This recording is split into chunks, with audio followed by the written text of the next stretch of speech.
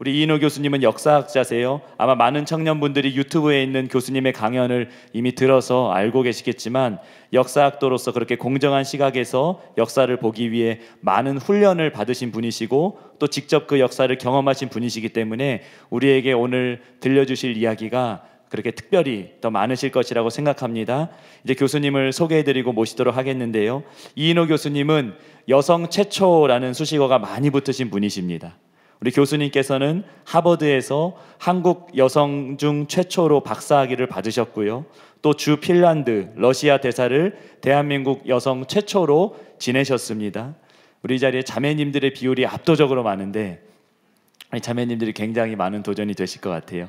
또 KBS 이사회 이사장을 지내셨고 현재는 서울대학교 명예교수로 곳곳에서 강연하시면서 지금도 여전히 역사학자로서 역사 바로 가르치기를 위해서 그렇게 헌신하고 계신 분이십니다. 그래서 오늘 이 시간을 통해서 우리가 공정한 눈으로 우리나라 역사를 볼 수 있게 되는, 배우게 되는, 우리가 준비해야 할 것들이 여러 가지가 있는데 그런 실제적인 면에 있어서 우리의 실력을 기르는 그런 귀한 시간이 될 줄로 믿습니다. 무더위 가운데 바쁘신 일정 가운데 귀한 시간 내주셔서 우리 교수님 오셨는데 우리 교수님 환영하는 마음으로, 존경하는 마음으로 큰 박수로 모시도록 하겠습니다.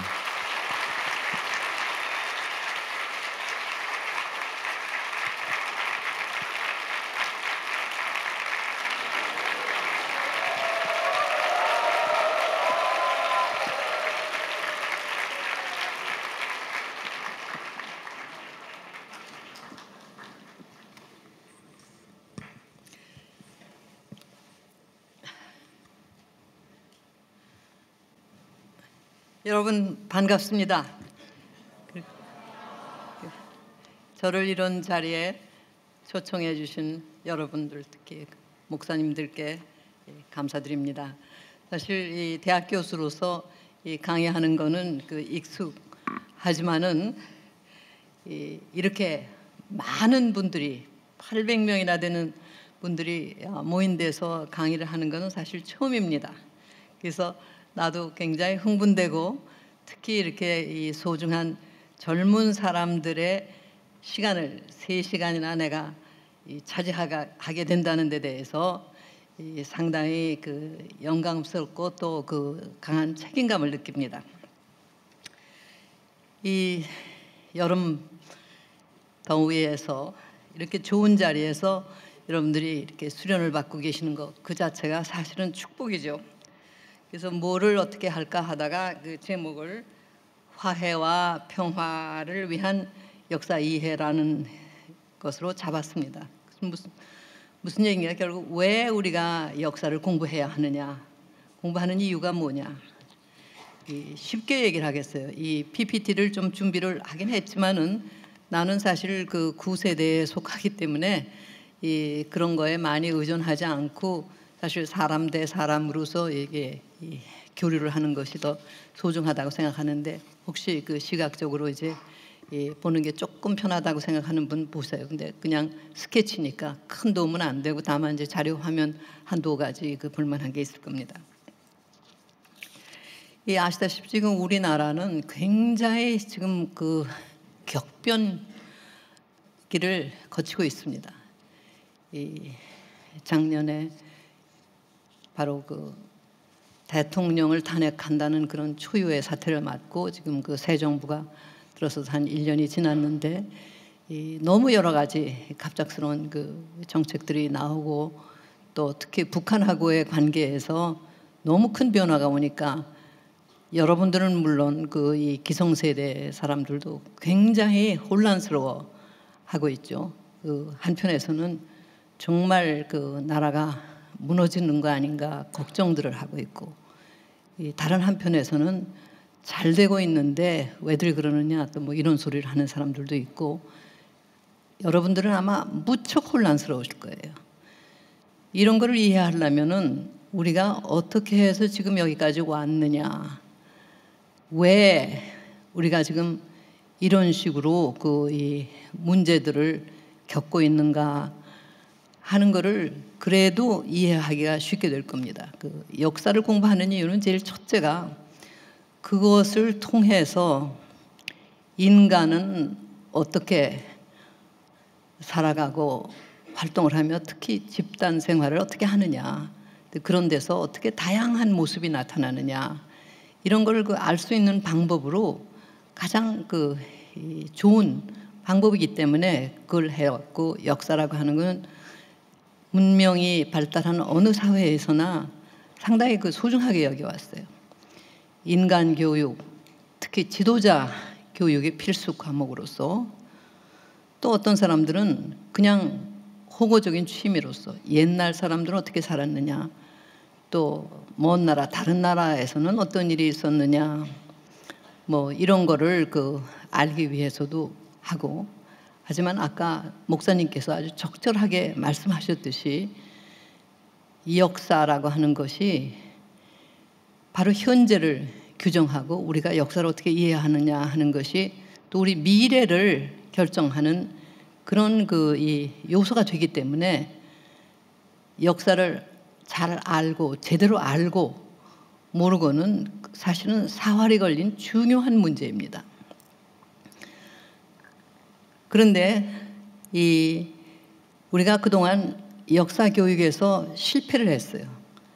내가 참 그런 죄인 가운데 한 사람인데, 나는 벌써 몇십 년 전부터, 여러분들이 태어나기 전부터 우리 역사 교육이 너무 잘못되고 있다. 참으로 재미없게 역사를 가르치고 부담스럽게 만들기 때문에 정말 살아온 이야기로서의 역사를 젊은 사람들이 좋아하고 배우고 하지 않고 그냥 입시 과목으로서는 제일 불리한 과목이니까 되도록이면 선택 안 하는 게 이롭다고 하는 그런 식으로 가고 있다. 그래서 염려스럽다는 늘 알았어요. 그걸 사실 바로잡는데 실패를 했고, 지금 이제 그것이 완전히 잘못돼서 지금 우리가 겪고 있는 여러 가지 문제의 핵심에 우리나라 젊은 세대가 여러분들 같은 젊은 사람뿐 아니라 지금 말하자면 6.25 이후에 태어난 세대 전체가 자기들의 역사를 제대로 모르기 때문에 현실을 보는 눈이 잘못되어 있다는데, 거기서 오는 것이 가장 크다고 나는 생각을 합니다. 그러면은 그거를 조금 더 이제 세부적으로 들어가서 얘기를 하겠어요. 그 전에 우선 여러분들하고 나하고의 이제 관계랄까 하는 거를 얘기를 해봅시다. 여러분들은 내가 듣기로 지금 다 20대 초반에 많이들 있고 예외들 좀 있지만, 나는 여러분들보다 60년 전에 태어나서 살아온 사람이에요. 그러니까 여러분들한테는 나 자신이 역사죠. 나 자신이 역사의 산물이고 역사의 주역이었고, 나는 우리 대한민국이라는 나라도 없었고 우리 조선이라고 알려진 땅이 일본의 지배를 받고 있었던 1936년에 태어나서, 그래서 초등학교 3학년 때 해방을 맞았고 6학년 때 우리가 독립국가로 대한민국의 국민으로서 다시 태어났고, 그 다음에 2년 후 중2가 됐을 때 6.25 전쟁을 겪었고, 그렇게 하다가 이제 공산치하에서 나 자신은 우리 부모님들하고 3개월을 살다가 인천 상륙 작전으로 다시 서울을 우리 유엔군이 탈환을 하자 조금 숨을 돌렸다가 다시 그해 연말에 중공군까지 이제 끼어서 이 공산군이 쳐내려오니까 우리가 그때는 우리 가족은 부산으로 피난을 갔어요. 그래서 휴전이 되고 나서 53년 여름에 환도를 했습니다. 나는 그런 세대에 속하는 사람이에요. 그러니까 내가 살아온 얘기 자체가 여러분들한테는 사실 바로 역사인 것이죠. 이 역사라는 것은 사실 먼 남의 이야기가 아니라 나 자신의 이야기에서부터 시작이 되는 거예요. 그래서 내가 서울대학교 떠나기 전에 한번 이 실험을 한 게 있습니다. 그는 나는 이제 전공이 서양사, 그 중에서도 러시아 역사인데, 이 외국사를 가르치다 보면은 좀 이 좌절감을 느낄 때가 있어요. 왜냐면 그게 직접 우리 역사가 아니기 때문에 역사를 하는 진짜 재미를 느낄 수가 없어요. 직접 사료.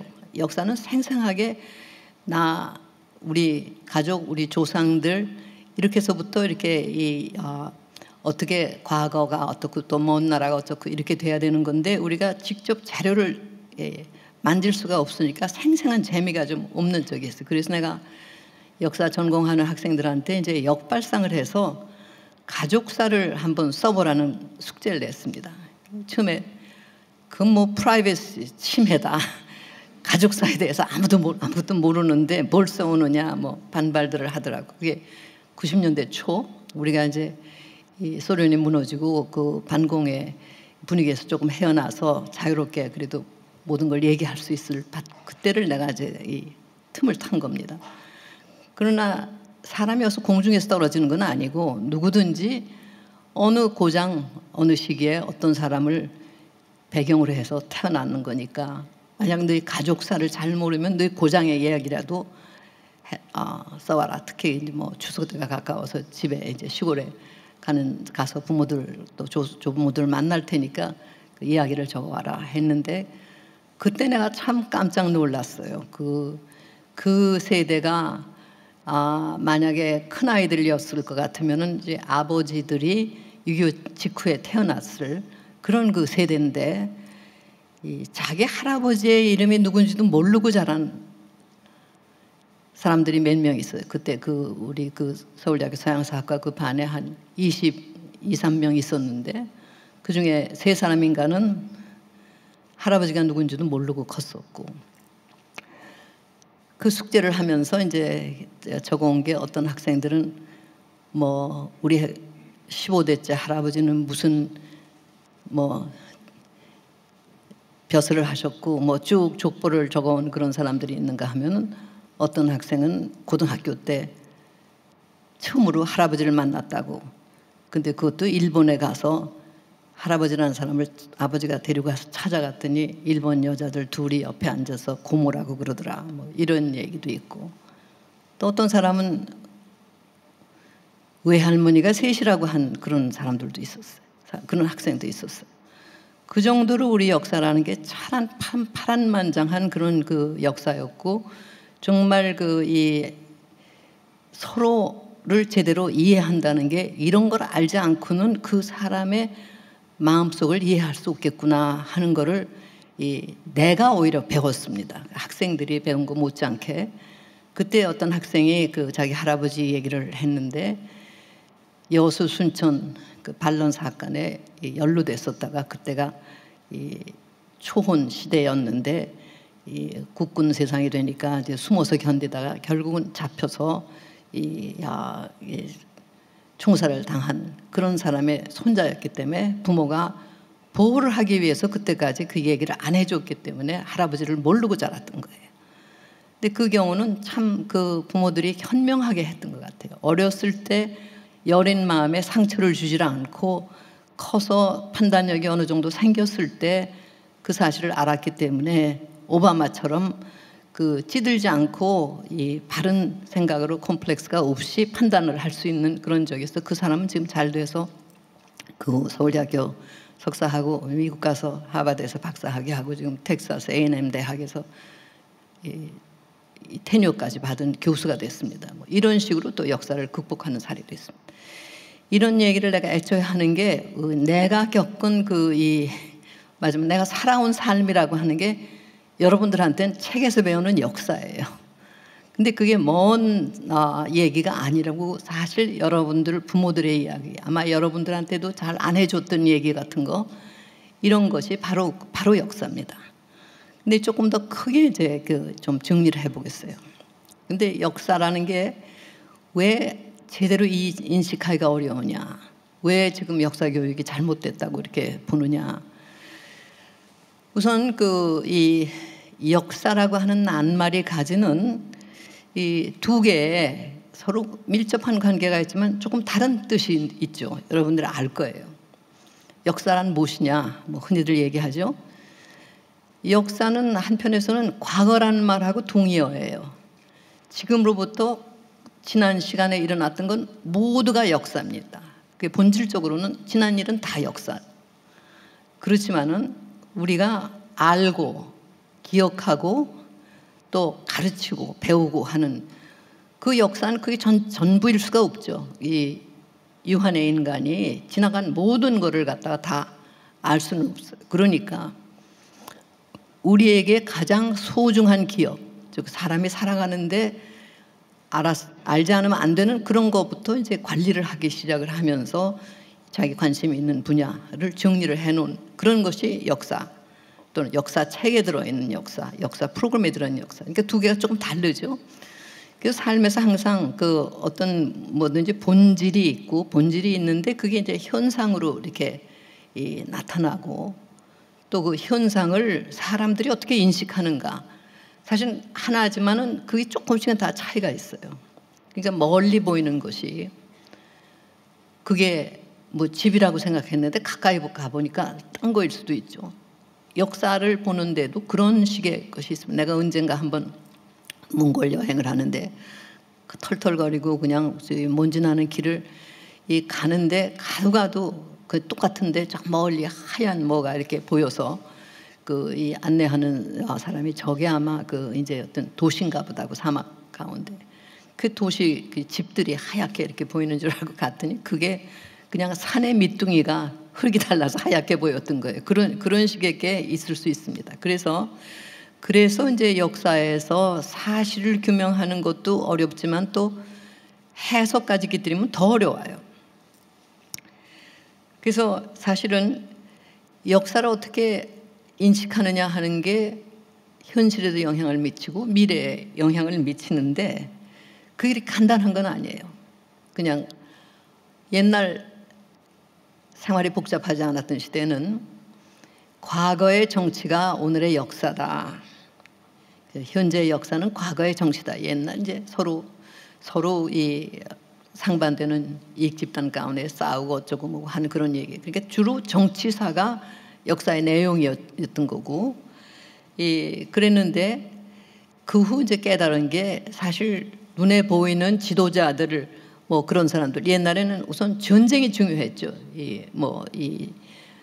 우리 이 삼국사기나 뭐 이런 데서도 그렇고 중국의 사기에서도 그렇고 무슨 서양의 무슨 헤로도토스나 뭐 호메로스 얘기에서도 그렇고 전쟁이라고 하는 건 많은 사람들의 삶에 지대한 영향을 미치기 때문에 당연히 그런 것이 이제 역사의 중요 내용이 됐고, 또 옛날에는 천지재변 같은 거 이게 역사의 기록이 됐어요. 그리고 문자 해당력이라고 하는 게 일반 사람들한테는 그건 이제 해당되지 않는 얘기였고, 이제 수도성들이라는가 몇 사람들한테 국한되어 있을 때 그 사람들이 쓴 소위 그 기록에는 오늘 무슨 무슨 일이 일어났고 어떻게 이런 누가 큰 어른이 뭐 돌아가셨고 뭐 전쟁 얘기 이런 것들이 주요한데, 그게 아니라 사실은 역사는 사람들 전체가 움직임으로써 만들어지는 것이다 하는 이제 인식이 생겨서 역사학자들 가운데 정치사만 가지고는 역사가 안 된다. 그러니까 사회 전체가 어떻게 변하느냐, 경제가 어떻게 변하고 문화가 어떻게 달라지고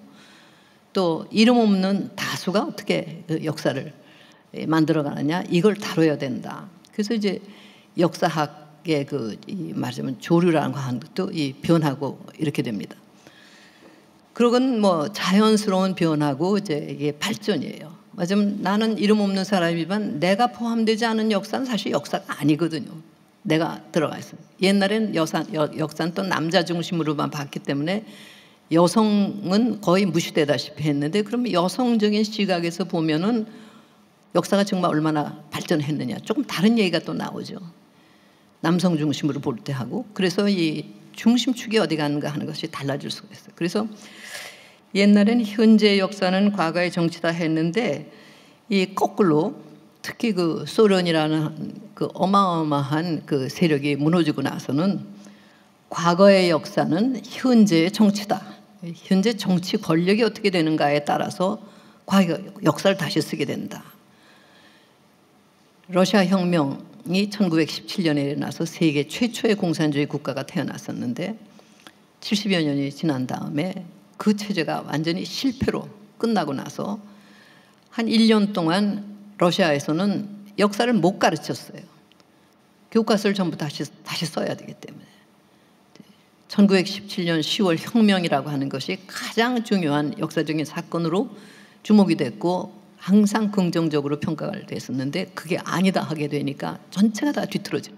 이런 게 일어났어요. 그래서 과거의 역사는 현재 정치라고 하는 그런 말이 일어났고, 그런 의미에서 보면 그 이에치카 같은 사람이 뭐 이 역사는 현재와 과거의 뭐 대화라고 하는 무슨 이런 얘기 같은 거 사실 그게 별 의미가 없어요. 결국 무슨 어떤 대화가 어떤 식으로 어떻게 일어나주는가 문제지, 현재와 역사, 과거 또 현재와 미래가 관계 연결된다는 거는 그건 다 아는 거란 말이에요. 이게 어떻게 연결이 되느냐, 그리고 어떻게 되느냐. 그래서 내가 그 얘기한 그 이 화해와 평화를 위한 역사 읽기 또는 역사 이해라고 하는 것이 중요합니다. 무슨 말인가 하면 알므로써 인간끼리 서로 협동하고 사랑하고 살 수 있게끔 우리가 도움을 받을 수 있다. 이렇게 돼야지 갈등을 조장하기 위해서 역사를 공부하는 건 아니죠. 사람이 서로를 알게 되면 참 어떤 사람한테 화가 났다가도 그 사람이 어떻게 살아왔고 무슨 일을 겪었느냐 하는 걸 알게 되면은 그 사람을 이해하고 따뜻한 마음이 생기고 하는 거나 마찬가지로 우리가 지식을 추구하는 거는 바로 이런 식으로 이 서로를 이해하고 갈등을 최소화하고 해서 우리가 다 같이 따뜻한 배려 속에서 잘 살 수 있도록 이렇게 하자는 게 그 역사를 공부하는 가장 중요한 목적입니다. 그런데 불행히도 그거보다는 다른 의미로 역사를 이용하려고 하는 그러한 또 그 이 유혹이 있어요. 그러니까 역사를 어떻게 인식하는가에 따라서 사람들의 행동 거지가 달라질 수 있다. 어떤 아픈 기억을 다시 상기하면서 잊지 말자 뭐 하고 나오면은 그게 엄청난 동력을 또 자아낸단 말이에요.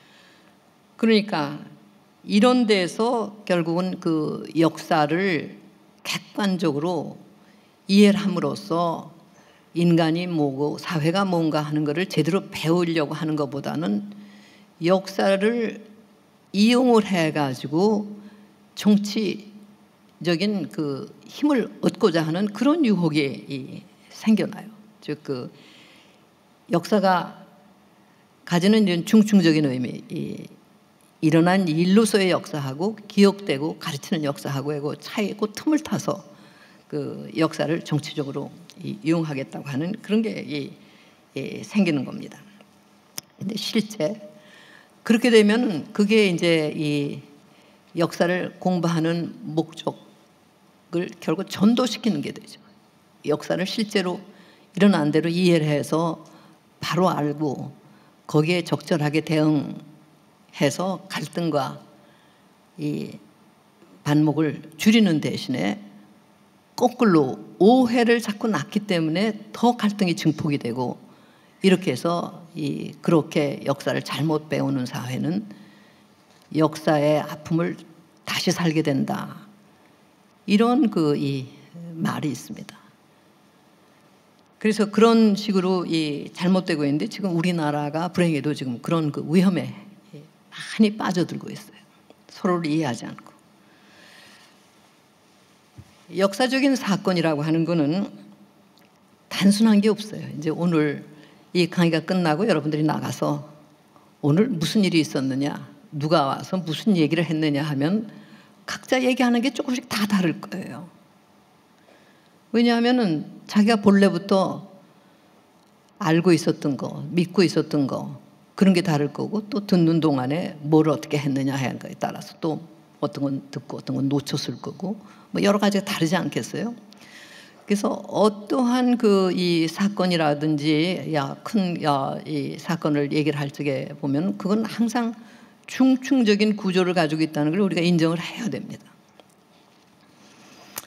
조금 더 뭐 자세한 얘기가 이제 나오겠지만 가령 뭐 6.25 전쟁 같은 거 하면은 그걸 설명할 때 뭐 누가 어떻게 시작했느냐 그것만 가지고 설명이 되는 건 아니에요. 이 긴 흐름으로서의 이 추세 같은 게 있고 그 속에서 어떤 계기가 있고 어떤 계기가 왔을 때 그때 어떤 특정 개인들이 이런 문제가 닥쳤는데 이렇게 반응할까 저렇게 반응할까 이렇게 다른 반응을 함으로써 그런 적어도 세 가지 요소가 합쳐져서 어떤 사건이라는 게 벌어지고 또 사건이 벌어짐으로써 그또 여파가 또 생기고 계속되는 거죠.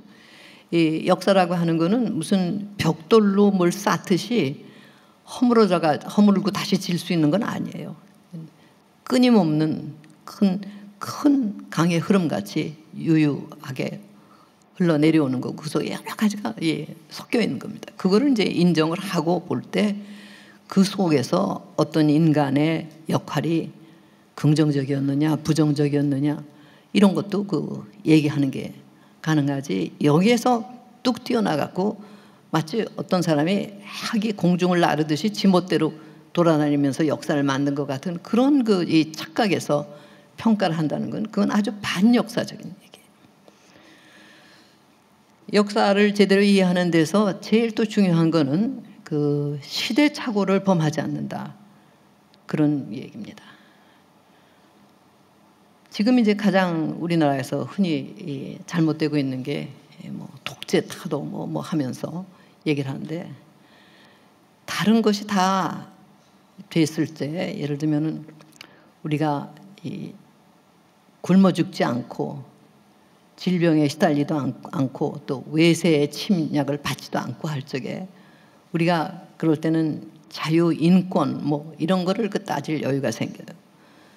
그러나 당장 지금 굶주려서 죽겠는데 그래도 누가 우리를 쳐들어와서 어떻게 할지 모르는데 우리한테 필요한 건 누군가 먹을 걸 갖다 주고 무기를 가지고 우리를 방어해주고 이런 사람이 필요한 거란 말이에요. 그러니까 항상 사람들이 살아오는 역사를 쭉 보면은 그때 무엇이 가장 절실한 요구였느냐 그 시대의 사람들한테 그런 거를 알고 판단을 해야지 오늘의 시점에서 자기의 제한된 그런 그 경험 또는 지식만 가지고 평가를 한다고 하는 건 그건 너무도 잘못된 것입니다. 지금 우리나라에서 보면은 무슨 역사 문제, 사회 문제에 대해서 논평을 한다는 사람들이 텔레비에 나와서 뭐 마구 짓거리는 소리를 들으면 참 기가 막혀요. 그 당시에 살았던 사람들은 뭐 생각도 없고 뭣도 없어가지고 뭘 했느냐. 가령 뭐 예를 들면은 지금 조금 이따 더 이제 자세히 들어가겠지만 뭐 이승만 박사 하면 독재의 대명사 더군다나 친일하고도 연결이 된 이런 인물로 이게 얘기를 하죠. 그럼 상식으로 생각해 보세요. 이승만 박사라는 분이 1919년에 임시정부의 초대 대통령으로 추대됐었고 그 후 1948년서부터 60년까지 4번에 걸쳐서 대통령으로 당선됐던 분이에요. 그러면 그 시대 사람들은 다 바보 병신들이 돼서 그런 인물을 대통령으로 그렇게 모시고 살았느냐. 말이 안 되는 소리죠. 근데 오늘날 뭐를 안다고 무슨 잣대로 전부 부정일변도로 평가하는 그거는 무식에서 오는 오만 뭐 이런 거죠. 그러니까 역사를 제대로 이해하는 데에서도 이 다른 경우나 마찬가지로 가장 중요한 게 서로의 입장을 바꿔놓고 생각할 줄 아는 능력, 상상력 그런 거예요. 사실 그것이 뭐 역지사지라고 그러고 황금률이라고 그러지만 모든 도덕적인 사유의 기본이죠. 주기도문에도 들어있는 얘기고 그것이 빠진 역사라는 것은 그건 있을 수 없는 겁니다. 그런데 바로 자기는 무슨 정말 하나님이나 되는 것 같이 고압적인 자세로 이렇게 과거를 마구 재단하고 그거는 진정한 역사 이해가 전혀 아니에요. 그러니까 역사를 이해하려면 그 당시에 주역을 했던 사람들의 심리 구조에서부터 커다란 세계적인 역사적인 동향 또는 환경의 변화 뭐 이런 것이 다 종합적으로 이 평가가 참고가 될 때 이제 제대로 된 게 됐습니다. 예. 그래서 그런 걸 알려고 할 것 같으면은 사실 아무나 역사적인 사실을 그대로 서술할 수 있는 건 아니에요. 뭘 근거로 기록이 어떻게 남았고 기록 이외에 다른 증거들 뭐 고분을 파헤친다든가 하는 것서부터 어떤 그 간접적인 사료 같은 것들이 어떤 게 남았느냐, 여러 사람들의 그 증언도 그러니까 서로 상충되는 게 있으면 그게 왜 그렇게 되느냐, 이런 거를 다 분석하고 집대성할 줄 아는 그런 그 훈련을 받은 사람들이 제대로 된 그 역사를 쓸 수 있고 또 그걸 토대로 해서 가르칠 수가 있는 것이죠. 당연히 거기에는 그렇기 때문에 그런 객관적으로 그 이 증거를 가릴 수 있는 그런 훈련도 중요하지만은 또 그 역사가라는 사람이 가진 그 이 인생관, 도덕적인, 사회적인, 정치적인 안목 같은 것이 당연히 어느 정도 반영되게 돼 있습니다. 그래서 역사가로 훈련받은 사람들은 되도록이면은 자기가 가지고 있는 어떤 편견이 노출되지 않게 사실 자체를 보고 평가를 하도록 훈련을 많이 받아요. 그렇지만 결국은 그 사람이 살아온 배경, 인생관 이런 거는 그게 스며들게 되어 있습니다. 그래서 내가 아까 애 얘기를 했던 것이 나는 우리 세대 사람으로서 나 자신의 한계와 또 이점을 가지고 있는 거죠. 그래서 그런 거를 이제 다 알아야 되는데 그렇게 한다는 게 사실 참 힘듭니다. 그 역사에서 배우지 않으면은 역사를 되풀이한다. 이게 일반으로 참 좋지만은 그럼 뭐를 가르치느냐? 사실 자라나는 젊은이들한테 가르치는 거는 그 윗세대들은 직접 경험을 했기 때문에 누가 말을 안 해도 뭐 더 할 나위 없는 사실이라고 하는 거. 이것서부터 시작을 해서 가르치게 되는 거예요. 그러니까 집에서 부모들이 지나온 얘기를 하고 또 조부모들 더 하고 그리고 학교에서도 마찬가지로 이제 그런 게 시작이 되는데 우리나라에 조금 불행한 그 일이 그 역사학 분야에서 벌어지고 그것이 우리의 그 기구한 이 역사와 무관하지가 않습니다. 잘 알다시피 우리는 1910년에 이제 나라의 주권을 일본에게 빼앗겼고 실제로는 그보다 5년 전에 이제 외교권을 상실했으니까 사실 국가로서는 기능을 제대로 못했던 거죠. 그렇고 만 35년 만에 우리가 일본으로부터 해방이 됐지만은 그게 곧바로 독립으로 이어지지를 못했어요. 우리 독립운동가들은 일제 타도 일본만 물러가고 나면은 우리가 곧 독립할 줄 알고 광복이라는 말을 썼습니다. 광복군. 광복이라는 건 다시 빛을 찾는다는 얘기고 그건 다시 독립을 찾는다는 얘기였어요. 그런데 1945년 8월 15일에 우리가 일본으로부터 해방이 됐지만 그거는 우리의 독립이 아니라 일본이 연합군에게 패배를 했기 때문에 우리가 일본의 손에서 놓여놨지만은 우리 땅은 연합군이었던 소련하고 미국 양쪽의 군대에게 그 점령을 당하는 그런 상황이 왔어요. 그러니까 광복이라는 말이 그대로 적용하기가 힘들게 됐어요. 그래서 그 다음부터는 우리는 해방이라는 말을 썼어요. 일제로부터의 해방, 45년 아니고 일제로부터 해방. 광복이라고 하는 거는 조금 더 생각해봐야 될 문제예요. 민족이 분단된 가운데. 그런데 또 그 분단이라는 거에 대해서도 너무 여러 가지 그 오해가 많습니다. 처음에 그 분단이라고 하는 거는 미국도 소련도 우리를 영구 분단시키려고 했던 건 아니에요. 일본이 완전히 마지막 한 사람 남을 때까지 항복을 안 하겠다고 고집을 하는 가운데서 이 미국이 할 수 없이 원자폭탄을 투하를 해서 8월 6일, 8월 9일 두 차례 투하를 해서 이제 일본이 결국 항복을 하게 됐는데 유럽에서는 그해 이미 5월 9일에 이 전쟁이 끝나 있었어요. 그래서 이 소련에게 그럼 빨리 일본에게 선전포고를 해서 우리를 도우라. 이 미국, 영국, 중국이 얘기를 했지만 소련은 우린 지금 지쳤기 때문에 적어도 3개월은 회복 기간이 필요하다. 이랬는데 참 공교롭게도 바로 3개월이라고 하는 시점은 이미 히로시마에 원자폭탄이 투하돼서 일본이 패망이 확정된 그때였어요. 그런데 소련은 바로 인접 국가였기 때문에 미군보다 빨리 우리 땅으로 진주해 들어옵니다. 미국은 일본하고 41년부터 싸웠던 나라예요. 그래서 일본을 패망을 시켰는데 다 맞으면 해놓은 일에 소련이 갑자기 들어와서 한반도를 전부 다 점령하게 할 수는 없지 않겠어요. 아무리 동맹국이라도. 그러니까 급격하게 38선까지만 당신네들이 진주를 하고 나머지에서는 우리가 항복을 받겠다. 그때 사실 미군은 아직도 오키나와 남부에서 일본하고 혈전을 벌이고 있었을 때예요. 그런 상황으로 38선이라는 게 그어졌고, 38선이라는 건 그냥 군대 주둔상 있던 거지 우리 국민, 우리 민족의 그 왕래하고는 상관이 없는 얘기였습니다. 우리는 한 나라였죠. 그런데 1945년 8월 15일에 일본이 항복하자 소련군은 바로 그 전부터 이미 들어왔다.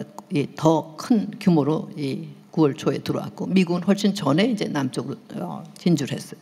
그런데 가장 중요한 사건이 1945년 9월 20일 영국의 런던에서 연합국들이 모여가지고 이 독일, 이탈리, 일본을 패망시키는데 힘을 합쳤던 나라들의 외무장관들이 모여서 전리품 나누는 회의를 했습니다.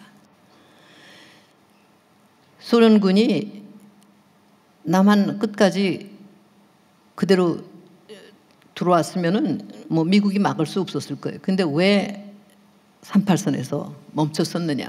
그거는 소련이 바라는 거는 한반도만 아니고 더 큰 거였기 때문에 미국을 터뜨리고 싶지 않았기 때문이었습니다.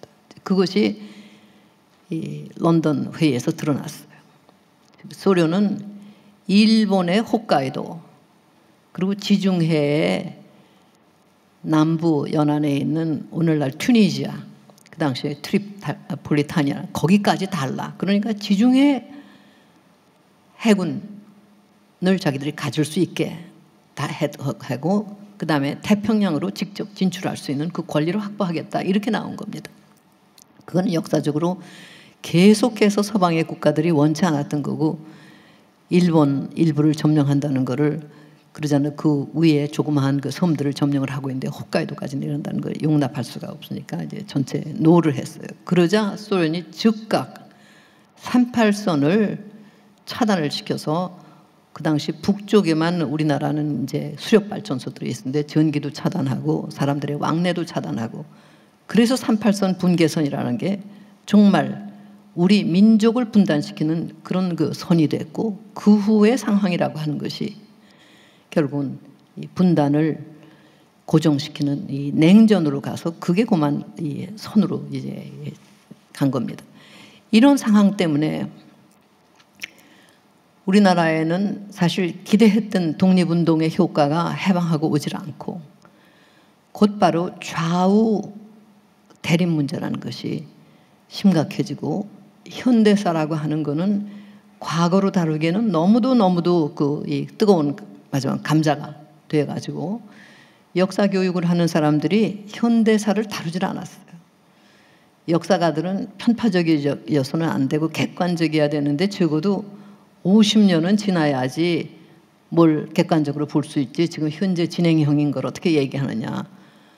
그래서 이 서양의 다른 나라에서와는 달리 우리나라에서는 역사를 바로 어제 오늘의 역사를 가르치질 않고 먼 시대의 얘기를 하다가 얼마 못 내려와서 끝나는 그런 것이 다반사였습니다. 그래서 현대사를 지금 진행되는 이 역사까지 연결되는 바로 가장 소중한 부분을 그냥 남겨놨어요. 그러니까 그런 역사를 정치적인 효과를 위해서 이용하려고 하는 세력이 그 빈 공간에 들어오기가 굉장히 쉽게 돼버렸습니다. 그리고 생생한 역사가 없었어요. 생생한 역사는 게 뭐냐?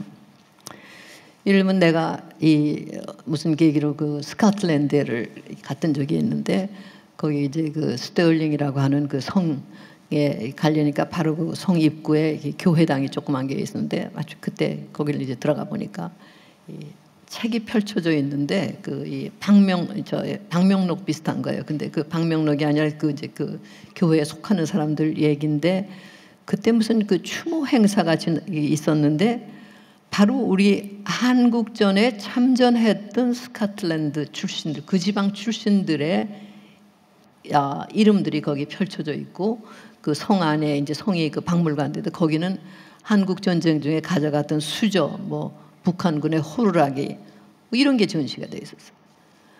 그래서 바로 우리하고 너무도 멀리 떨어져 있는 스코틀랜드의 젊은 사람들은 한국 전쟁이라고 하는 게 바로 나하고 직접 관계돼. 우리 삼촌, 뭐 할아버지 이런 분들이 거기서 싸우다가 전사했던가 또는 싸우다 돌아왔다. 이게 거기서 생생하게 나오는 겁니다. 우리는 그걸 못했어요. 그냥 집에서 어른들이 얘기하시는 소리를 듣고 조금 안 사람은 알고 대부분의 경우는 6.25 전쟁 그리고 좌우익 대립의 그 상처라는 건 너무도 심했기 때문에 너무도 아픈 거였기 때문에 말을 안 하고 아까 내가 우리 학생들한테 이 숙제 줬을 때 할아버지가 누군지도 모르고 지냈다는 사람들 같이 아예 안 가르치는 경우가 많았습니다. 또 그 후 또 사는 것이 너무 고달팠기 때문에 그렇게 자연적으로 이루어지고 학교에서 안 가르쳤고 이런 그 공백이 크게 있었는데 그거를 바로 정치적인 목적으로 이용하려고 하는 세력이 파고들기 시작했던 거예요. 즉 분단의 현실이라고 하는 것이 역사 교육에도 직접적인 영향을 미치고 어떻게 보면 여러분들 또 여러분들 아버지 세대가 전부 다 거기에 이제 희생자가 된 거예요. 그래서 현대사 줄거리라고 하면 우리가 직접 겪었는데 그게 지금 공유되지가 못하고 있어요. 그리고 다른 사람들은 어떻게 하느냐. 가령 예를 들어서 우리 큰애가 아직 그 미국에 사는 애가 있어. 내가 그 여름에 예를 들면 그 사람들 독립기념일이죠. July 4th라고 그러죠. 독립기념일 때 가봤는데 뭐 시카고 근처 조그마한 마을인데 아침이 되면은 그 동네 사람들이 다 모아가지고 독립 기념 파레이드를 해요. 그래서 그냥 자발적으로 참가할 사람들 다 신청을 해라 한 모양인데 아침에 일찍 나가 보니까 각기 차들을 가져와서 거기다 이제 미국기 붙이고 뭐 그밖에 여러 가지 장식을 하면서 자기네들 뭐 회사를 홍보하는 것도 있고 뭐 농민들은 또 자기들 생산한 걸 가지고 나오고 또 그냥 순전히 재미로 하는 사람들도 있고 이 사람들이 그걸 쭉 그 거리를 이제 돌아다니면 또 거기 이제 다른 사람 나와서 박수 치고 뭐 서로 음식 먹고 놀고 또 저녁 때 이제 가니까 그 이 큰 그 골프장에서 음악회를 이제 그 동네 사람들이 모여서 이제 음악회를 하는데 그냥 음악 그 스타 스팽글드 배너라는 게 미국 국기죠. 국가죠. 국가를 이제 그 여러 이 버전으로 이제 뭐 이게 연주를 하면서 대목마다 중단을 하면서 이 나라를 지키기 위해서 육군으로서 이 나라를 위해서 싸웠던 사람들을 하면은 거기 있던 사람들이 노인 뭐 젊은 사람들 일어나서 박수 받고 또 뭐 해병대 같은 사람들도 뭐 그렇게 하고 또 무슨 이렇게 해서 자기 나라 이 역사를 계속 사깁니다. 그러니까 누가 모를 수가 없어요. 재미로 그냥 다 알고 우리 바로 가족들의 역사구나 이렇게 느끼는 게 우리가 그걸 못했습니다. 그건 정말 우리 그 기성세대들의 잘못으로 여러분들이 잘 모를 수밖에 없게 된 이런 그 사정이죠. 이렇게 됐는데 결국은 여기에서 가장 큰 역할을 한 것이 하나는 물론 일제 식민지 통치라고 하는 거고 그거는 너무도 복잡하고 또 잘 알려진 얘기고 하니까 그거는 이제 건너뛰고 하나는 이제 공산주의 이념의 그 영향입니다.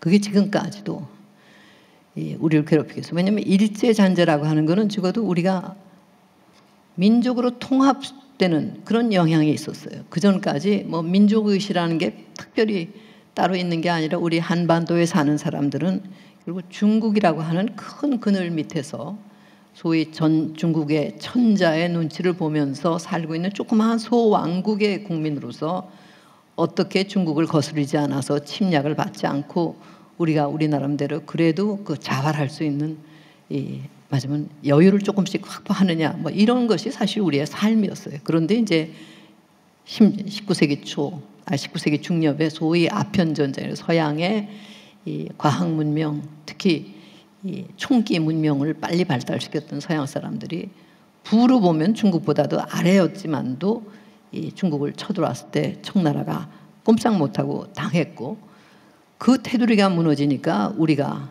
어디서 끈에서 풀려난 뭐같이 요동을 치다가 일본의 이 손아귀에 우리가 잡히게 된 것입니다.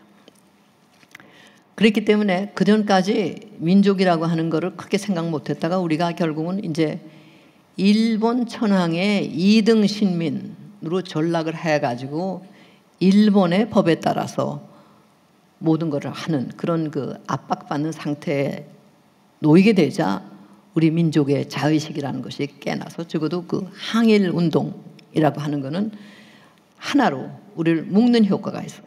그런데 거기에 이제 다른 요소가 들어온 게 바로 공산주의라고 하는 그런 그 사상입니다. 공산주의의 그 이념과 그 특징이 어떤 것이었느냐. 뭐 이런 짧은 시간에 한꺼번에 뭐 다 얘기한다는 게 참 쉽지는 않지만은 시도를 하겠어요. 또 내 역사 전공 분야가 러시아 역사입니다. 현실적으로 우리는 공산주의하고 자유주의 있는 대립 개념으로 그 보죠. 근데 사실은 철학적인 연원으로 본다면은 공산주의도 그 이 자유주의도 같은 뿌리에서 나온 사상이에요. 보수주의에 반대되는 개념입니다. 이게 그 무슨 말인가? 그 이전까지 인간은 그 자기들의 의식적인 행동으로 뭐 역사의 줄기를 어떻게 따로 잡고 바로 잡는다 뭐 하는 그런 생각은 못했어요. 각 지역에서 인류가 여기저기 이제 맞으면 이 처음에 태어나기 시작해서부터 그냥 살아남기 위해서 자연의 위협 앞에서 소멸되지 않고 살아남기 위해서 생물학적으로 진화하면서 수렵이라든가 뭐 사냥이라든가 등등을 통해서 이렇게 살면서 각기 자기 나름대로 자구책을 구해왔지, 의식적으로 우리가 이렇게 해야 되겠다 저렇게 해야 됐다 이런 거를 생각한 건 그렇게 오래되지 않았어요. 결국은 자연의 현상을 신봉을 하다가 나중에 이제 뭐 기독교라든가 회교라든가 뭐 등등 단일 신교 같은 것으로 이제 종교가 좀 발달을 하고 뭐 이렇게 살았지만 결국은 인간의 문제가 인간의 힘으로 해결되지 못하는 것을 해결하는 방법으로 종교라고 하는 것이 이제 생겨나고, 이렇게 살면서 정치 체제도 각 지방에서 거의 다 누군가가 힘을 가진 사람이 자기 밑에 자기가 보호해 줄 수 있는 사람들을 거느리고 그들을 지배하면서 나머지 사람들은 땅을 갈고 뭐 열심히 일을 해서 그 전쟁하는 사람들을 먹여 살리고 지지하고 뭐 이런 식으로 이제 이 사회 공동체라는 게 발달을 해오는 거예요. 그런 속에서 언어와 문화가 달라지고 뭐 하지만은 결국은 생존 본능을 발휘하는 과정에서 각기 조금씩은 다른 이제 질서들이 생겨나는 거죠. 이제 어떤 지역에서는 한 사람의 군주라고 하는 사람이 상당한 영역을 지배를 하는 데가 있는가 하면 유럽의 중세 같은 데는 여러 영역에 소위 제후라는 사람들이 있어가지고 그 사람들 위에 봉건 왕이라는 사람이 있어서 이제 전쟁 때는 이 제후들을 다 한꺼번에 모아가지고 이 십자군 원정같이 다른 지역 뭐 정복에 나선다든가 뭐 하지만 보통 때는 또 나누어서 각기 소위 자기네들의 이 가신들을 거느리고 하는 뭐 이런 식도 각기 달랐지만은 이런 식으로 그 자연적인 변화 그리고를 이렇게 거쳐오면서도 그렇게 크게 말하자면 자기의 처지에 대해서 질문을 하질 않았는데 어느 정도 말하자면 먹고 사는 문제가 조금 그 해결이 되기 시작한 것이 소위 말하는 항해의 시대가 시작된 서양에서는 한 15세기 정도. 동양아시아에서는 조금 더 후라고 볼 수 있죠. 그렇게 되니까 차츰차츰 사람들이 왜 살고 인간은 뭐냐, 이 개개인의 인간이 권리를 가진 사람들인데 항상 왕이나 또는 하나님을 대변한다고 하는 성직자들이 지도하는 대로 그냥 맹목적으로 복종만 하고 살 게 아니지 않느냐. 인간이 이성을 발휘하면은 훨씬 더 좋은 세상을 만들 수 있지 않느냐, 이런 그 생각들을 하고, 그것이 이제 과학하고 맞물려 가면서 발생하는 것이 여러분들이 18세기에 이 소위 말하는 그 계몽주의라고 하는 거예요. 계몽 사상이라고 하는 게 이제 프랑스 같은 데를 그 중심으로 해서 유럽에 이제 그 꽂히기 시작하죠. 그러면 인간 개개인이라고 하는 존재에 대한 의식이 생겨요.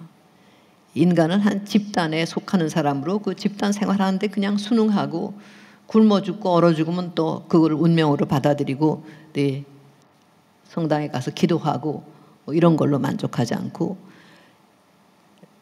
비교적인 이제 안목이 생기고, 왜 어떤 사람들은 더 편안하게 잘 살고 왜 어떤 사람은 그렇지 못하냐든가, 이런 그 질문들이 생기면서 이 계몽주의 시대의 그 이 공통점이라는 게, 인간이 이성을 발휘하면은 보다 나은 사회 질서를 만들어 갈 수 있지 않느냐. 그냥 맹목적으로 내려오던 전통에 그대로 안주하는 것은 바람직하지 않다 하는 이런 인식이 생기기 시작해요. 그래서 이제 그 이성이 깨어나는 게, 물론 이제 조금 더 소급해서 소위 르네상스 시대, 뭐 15세기, 14세기로 이제 15세기, 16세기로 소급도 하긴 하지만은, 여하간에 소위 계몽주의 시대라고 하는 거는 상당한 수의 그 소위 지식인 집단이 그런 거를 설파하면서 서로 의견도 교환하고 하면서 이 사회를 자기들 마음대로, 어떻게 마음대로가 아니라 자기들 힘으로 개조할 수 있다고 하는 그런 그 이 생각이 상당히 널리 확산이 되는 시기입니다. 그 전에도 이 개별적으로는 그런 걸 생각하는 사람들이 있었어요. 16세기에도 토마스 모 같은 뭐 그런 사람들, 뭐 공산주의 사회를 만들겠다는 그런 걸 얘기한 사람들, 그건 아주 특수한 예지만 18세기가 되면은 이제 그런 것이 상당히 그 이 만연해 있고, 앞서가는 다른 사회를 본받아 가지고 우리도 저렇게 돼야겠다 하는, 그걸 제일 먼저 한 것이 프랑스 사람들입니다. 프랑스 사람들이 부러워했던 게 영국이었어요. 민주주의가 발달하는 과정에서 가장 먼저 간 것이 이제 영국으로, 영국에서는 무슨 모델이 있어서 그런 게 아니라 결국 왕이 출정을 하려면 그 봉건 제후들의 힘을 빌어서 봉건 제후들이 각기 군대를 거느리고 나와서 이제 왕이 앞장을 서서 가는데, 봉건 제후들이 나중에 와서 보면은 자기들한테 돌아갈 몫을 제대로 주지 않는다, 이런 데 불만을 품으면서 이제 소위 말하는 이 No taxation without representation이라고, 즉 이 우리가 뭘 왕에게 바치려면은 우리한테 돌아오는 게 있고 우리 의견을 참조해야 되지 않느냐. 맞아요. 그 상호성이죠, 그것도. 그렇게 하면서 이제 이 벌써 13세기 초서부터 이제 그 이 권력에 대한 규제 방식이 이제 발달을 하고 하면서, 영국도 17세기에 두 번의 그 왕을 이제 이 혁명으로 갈아치우고 하면서 양당 정치로서의 정치 제도가 생겨나요. 즉 타협으로서의 정치.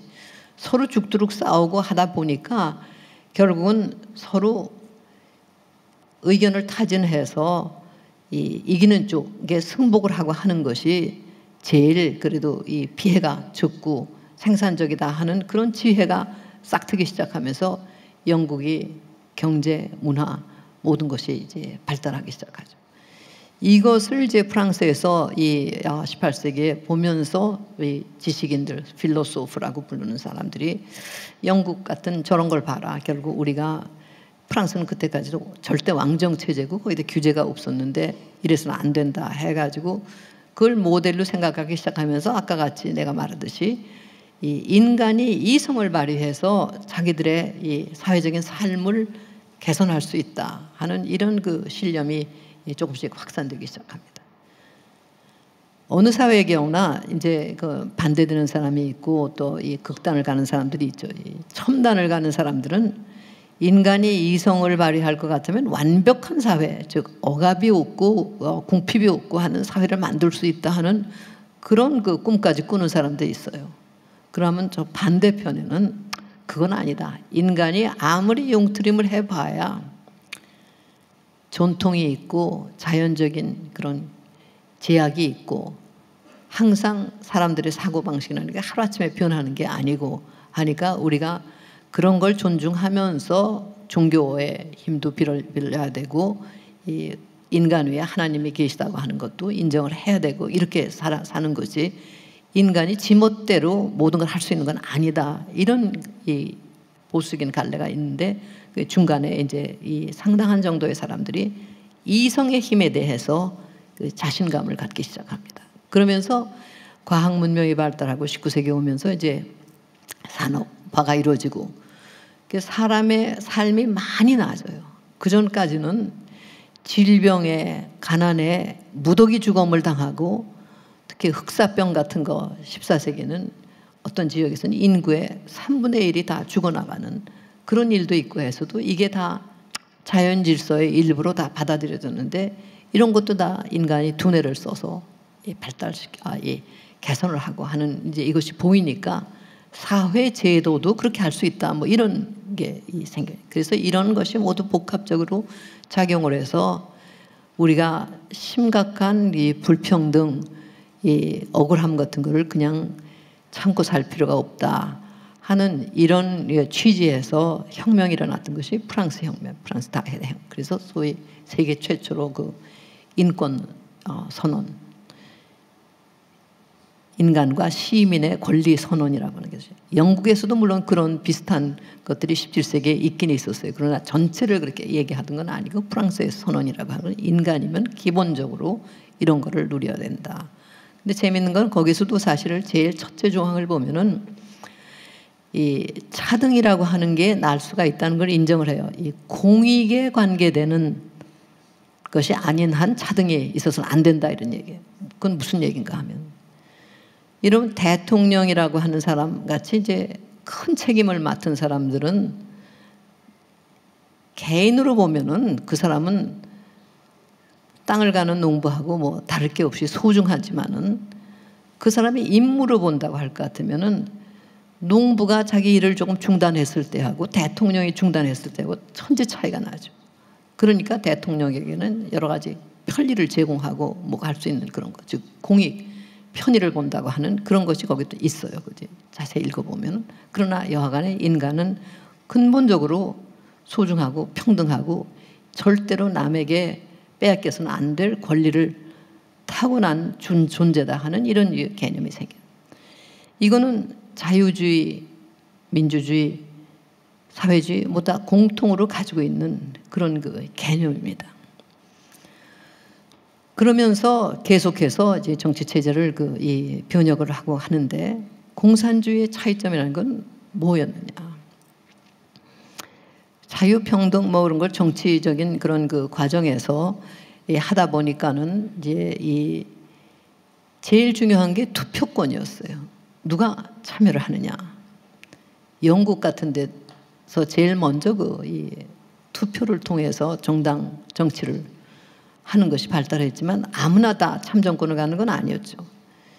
재산을 많이 가진 사람들이 그 기준에 따라서 참정권을 보장을 받게 돼 있어요. 왜냐하면 그 논리는 이렇습니다. 즉 기득권을 가진 사람들이야 그 사회 전체가 잘 되도록 바랄 수밖에 없다. 자기네들의 권익이 증진이 되려면은 그냥 떠돌이로 잠깐 지나가는 사람은 그 사람들한테 투표권을 주면 무책임하게 투표를 하고 다른 데로 달아나면 그만이지 않느냐. 그러니까 오랫동안 거주하면서 기득권을 가지고 있는 사람들부터 해야 된다.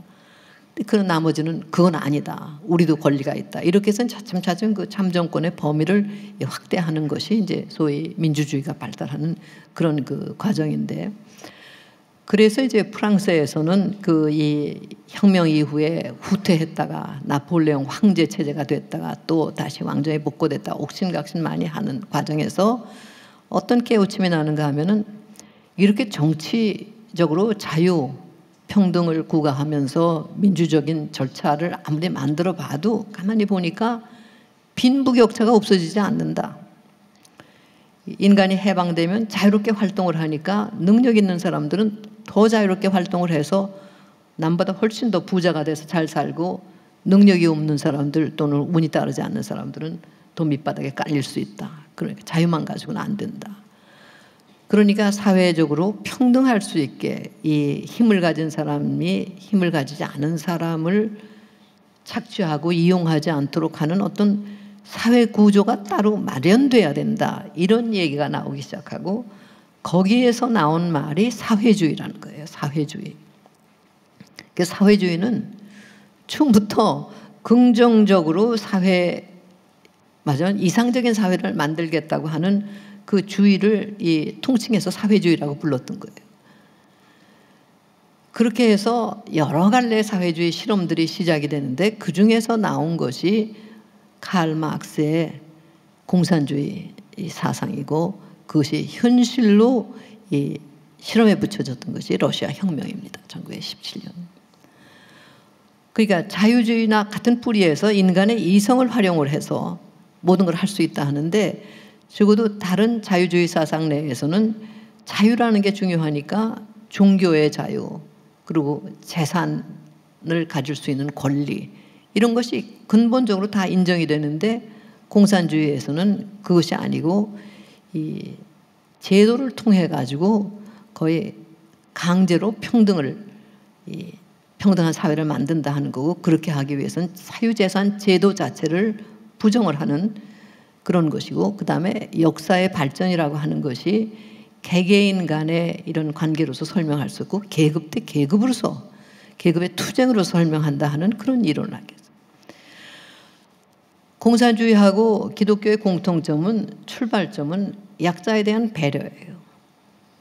약자에 대한 배려인데, 기독교는 사랑을 통해서 그거를 실천을 하고 이상적인 사회를 만든다는데, 공산주의는 그것이 아니라 계급 갈등을 통해 가지고 역사가 끊임없이 발전하는 것이고, 제일 마지막 단계는 자본주의 체제에서 공산주의로 넘어가는 것이 역사가 완성되는 체제라 하는 그런 이론이고, 그거는 계급 투쟁을 통해서 된다, 그런 얘기입니다. 그리고 또 역사학하고 관계되는 굉장히 중요한 것이, 이거는 사적 유물론이라고 역사의 발전 패턴이 공산주의로 가게 돼 있다 하는 그런 그 주장, 소위 역사의 합법적인 원칙이 그렇게 간다 하는 또 그런 이 주장을 합니다. 그래서 다른 여러 가지 사회주의 사상 체계하고는 달리 그 공산주의는 계급 투쟁, 계급 의식을 통해서 전 세계의 노동자가 단결을 해서 점점 더 이 소수가 되어가는 독점 자본가들을 제거를 하면은 모두가 다 평등하게 억압 없이 살 수 있는 사회가 된다 하는 아주 매력적으로 들리는 그 메시지를 내놓고, 역사적으로도 이건 필연이다 이렇게 주장을 합니다. 그런 메시지가 나온 것이 산업화 초기, 즉 농촌에서 어렵게 살 적에 고생들은 같이 하지만, 농촌에는 담이 없이 서로 이웃끼리 왕래를 하면서 자연의 재앙 앞에서 어떻게 공동 대처를 하고 하는 그런 식으로 순응을 하고 사는데, 도시의 빈민이 되고 도시의 이 노동자가 되면은 갇혀진 그런 단절된 공간에서 의지가지 할 데가 없는 그런 식으로 이 비참한 속에서 사람들이 신음하다가 죽어가기도 하고 하는 이런 게 처음에 보이는 거죠. 그래서 소위 인간 소외라고 하는 것이 농촌보다 훨씬 더 물질적으로뿐 아니라 심리적으로 이제 심한 그런 그 시대를 가운데, 그거를 잘 갈파한 사람이 칼 마르크스예요.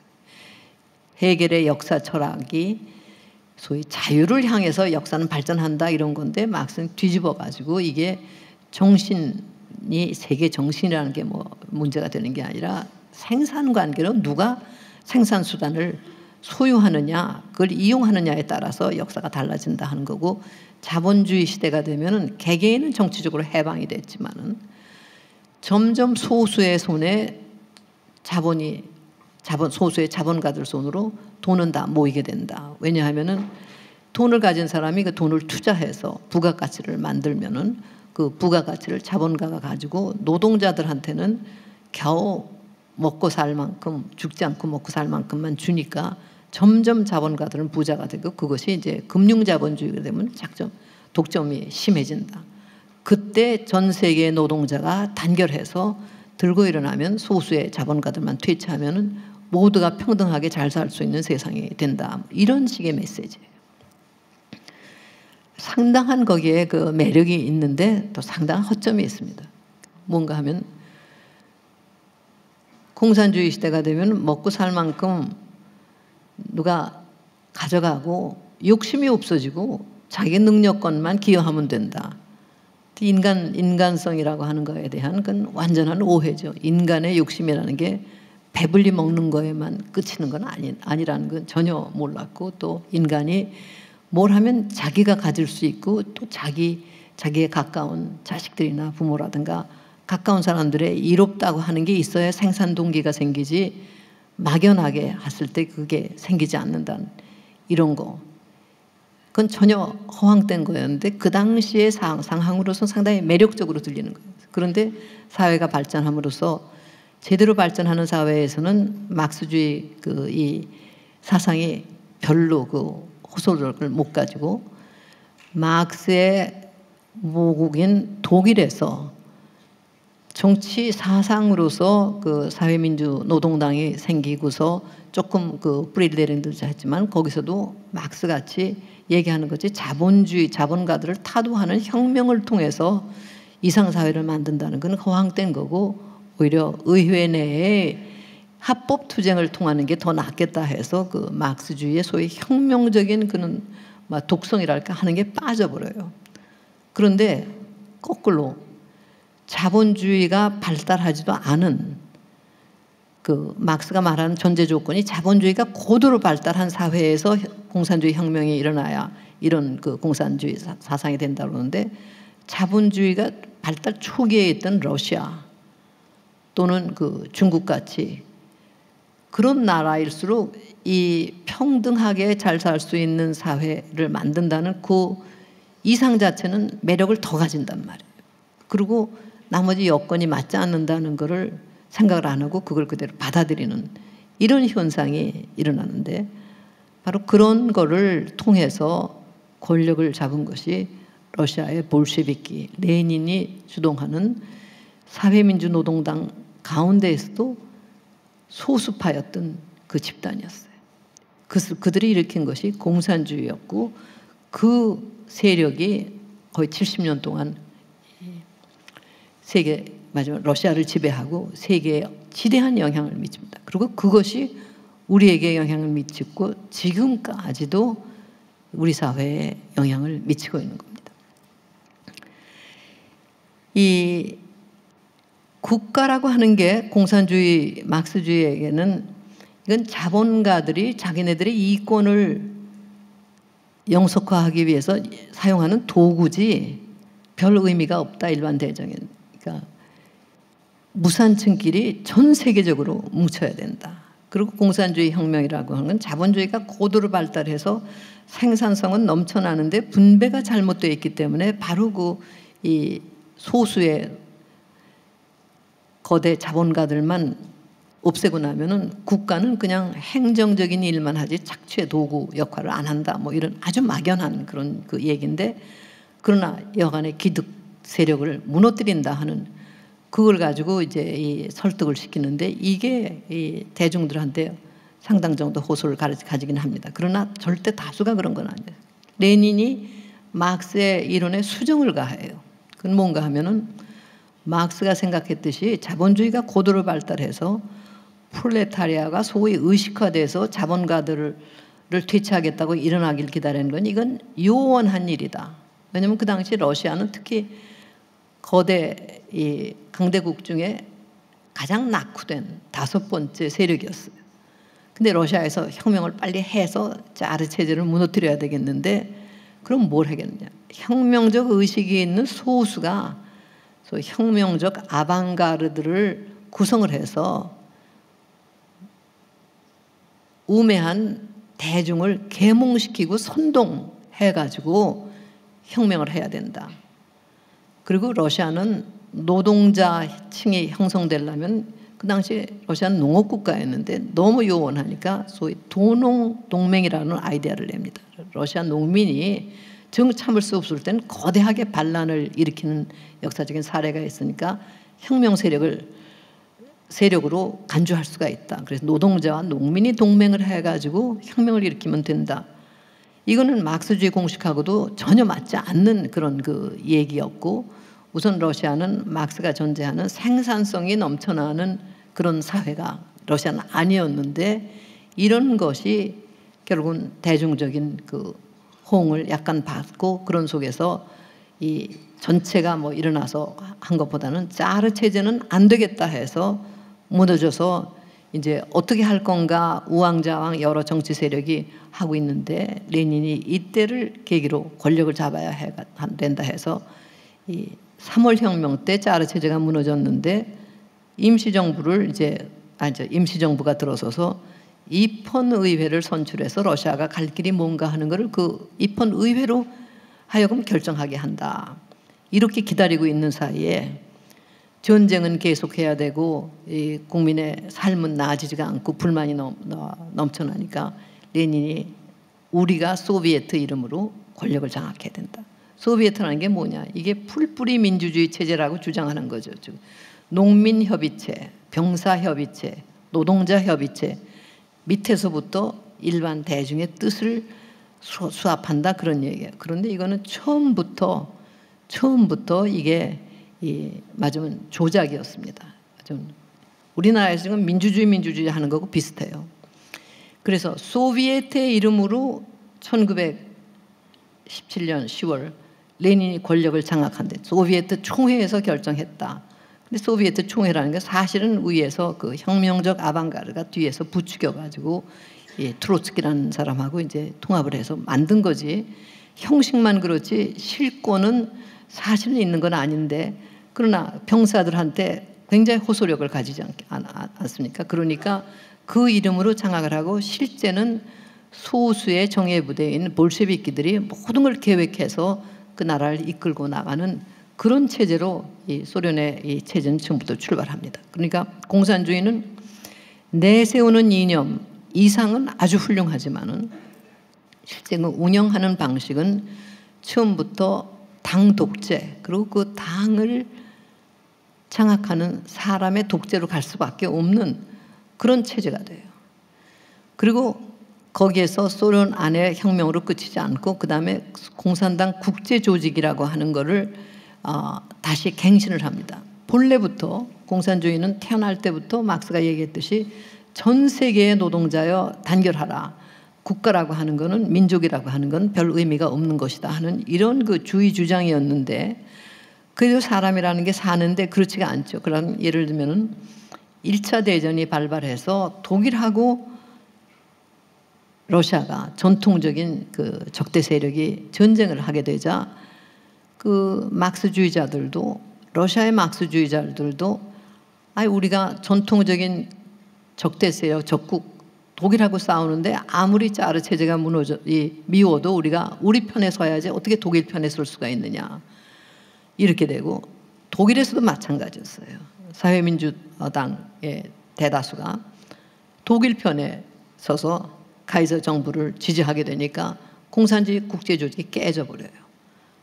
그때 양쪽의 극단이, 러시아에서는 레닌주의자들, 독일에서는 스파르타키스트라고 또 극단적인 사람들이 우리는 그래도 혁명 쪽으로 간다 해서 독일에서는 실패를 했는데, 러시아에서는 바로 그 세력이 자기 조국을 배신하고 독일의 도움을 받아서 레닌이 밀봉 열차를 독일이 마련해 주는 걸 타고 와서 혁명을 일으키는데 성공을 했습니다. 그러니까 실제 국민 절대 다수의 이익하고 상관없이 자기들이 지향하는 공산주의를 실현하기 위해서 강수를 두는 그 소위 아방가르드 소수가 혁명을 했고, 그 다음부터 결국은 강권으로 그 공산당 체제로 다스립니다. 내전이 있었지만 그냥 하고, 그러면서 국제공산주의 조직을 새로 만들죠. 세 번째 국제공산주의 조직이 탄생을 하고 그것이 이제 우리 역사에도 상당한 영향을 미치게 됩니다.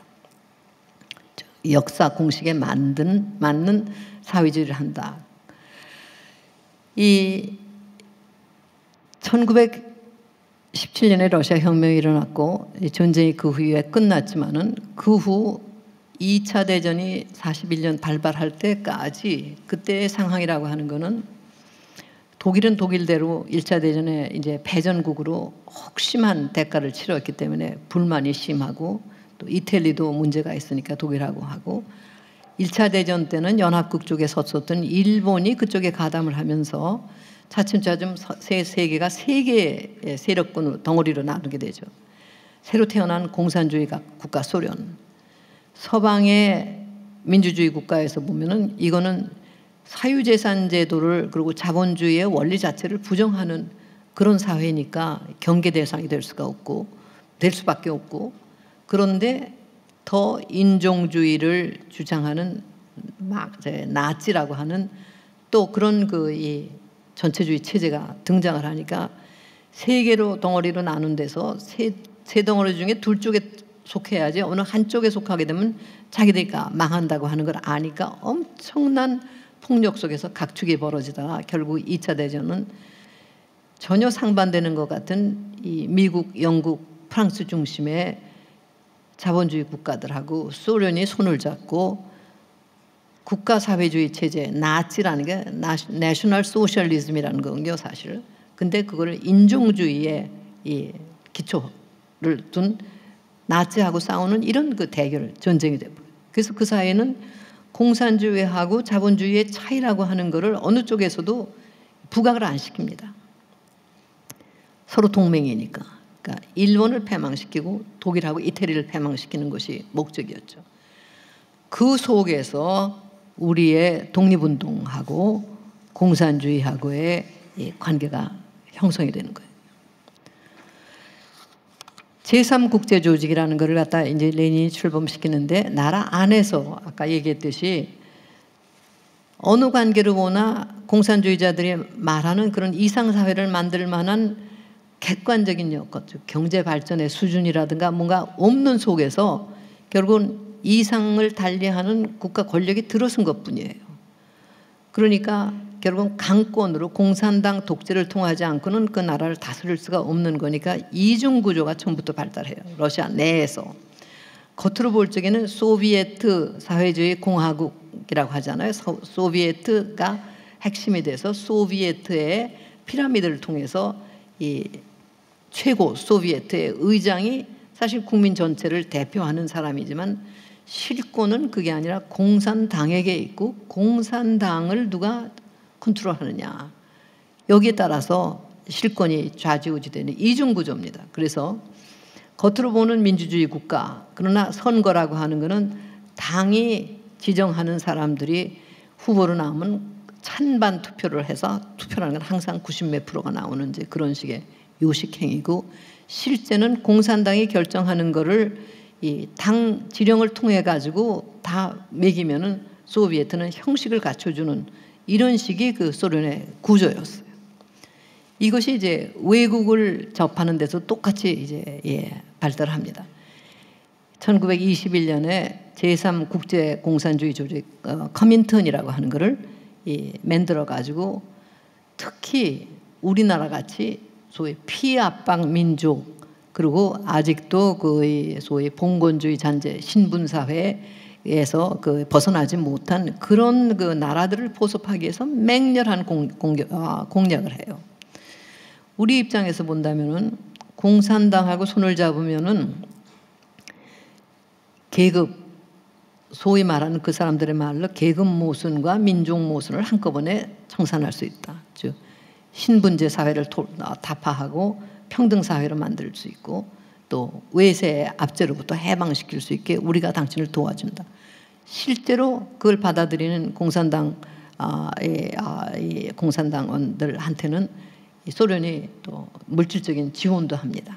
지금 우리나라에서 훈장받은 사람으로 되어 있는 사람들 가운데 상당수는 사실 소련 공산당의 그 지령을 받아가지고 그 우리 독립운동을 이용했던 그런 사람들, 특히 소련 국적을 가진 사람들까지 많이 있어요. 이런 뭐 스탄케비치, 김 스탄케비치라는 여자라든가 뭐 등등. 그걸 우리는 우리 쪽에서 잘못 보는 거지만 사실 공산당의 전략이라고 하는 것이 러시아 입장에서 보면 그 당시에 공산당은 러시아만 합법적인 공산당이 있었고 다른 나라는 없었기 때문에 공산당이라고 하는 건 전 세계 조직이라면 국제 조직, 국가보다는 계급이 중요하고 공산당에 속하면 공산당의 명령대로 모든 것을 따라서 하는 조직.